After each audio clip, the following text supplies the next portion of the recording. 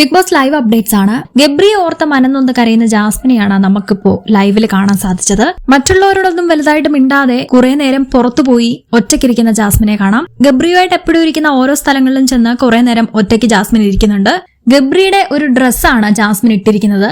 മിക്ക എപ്പിസോഡുകളിലും ഗബ്രി ധരിക്കാറുണ്ടായിരുന്ന ഒരു coffee brown colour ബനിയനാണ് Jasmine ധരിച്ചിരിക്കുന്നത്. കുറച്ചു കഴിഞ്ഞ് ബെഡ്റൂമിൽ വന്നതിന് ശേഷം കയ്യിൽ എന്തോ എടുത്ത് ബെഡിൽ പോയി കിടക്കുന്ന ജാസ്മിനെ കാണാം. ഗബ്രിയുടെ ഫോട്ടോയാണ് ജാസ്മിൻ കയ്യിലെടുത്ത് വെച്ചിരിക്കുന്നത്. ഫോട്ടോയിൽ നോക്കിക്കൊണ്ട് പൊട്ടിക്കരയുന്ന ജാസ്മിനെയാണ് കാണാൻ പറ്റുന്നത്. ഫോട്ടോയിൽ നോക്കിക്കൊണ്ട് ജാസ്മിൻ പറയുന്നത് ഇങ്ങനെയാണ്: എല്ലാം ശരിയാവും, നീ വരും, നീ ഉറപ്പായിട്ടും തിരിച്ചു വരുമെന്ന് എനിക്കറിയാം, നീ ഉറപ്പായും വരും എന്ന് ജാസ്മിൻ പറയുന്നുണ്ട്. കിടന്നിട്ട് കുറച്ചു കഴിഞ്ഞ് വീണ്ടും എഴുന്നേറ്റിരിക്കുന്നുണ്ട് ജാസ്മിൻ. എന്നിട്ട് ഇങ്ങനെ പറഞ്ഞ് പൊട്ടിക്കരയുന്ന ജാസ്മിനെയാണ് കാണാൻ പറ്റുന്നത്.